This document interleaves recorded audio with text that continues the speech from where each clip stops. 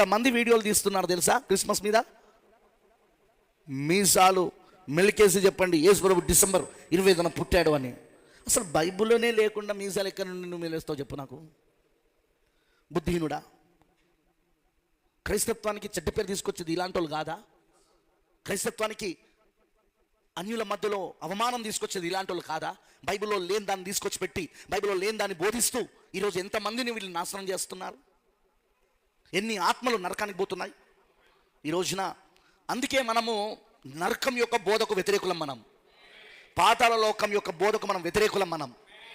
Yes, ఎప్పుడైతే నువ్వు పాతాళ లోకం యొక్క బోధకు వ్యతిరేకంగా ఉంటావో గుర్తుపెట్టుకో, నువ్వు పరలోక బోధ పక్షమున ఉన్నావని అర్థం. పాతాళ లోకం యొక్క బోధకును వ్యతిరేకంగా ఉన్నావు అంటే నువ్వు పరలోకము బోధ పక్షమున ఉన్నావని అర్థం. ఎందుకంటే పరలోక బోధ పక్షమున ఉన్నవారే పాతాళ లోకం యొక్క బోధకు వ్యతిరేకంగా ఉంటారు.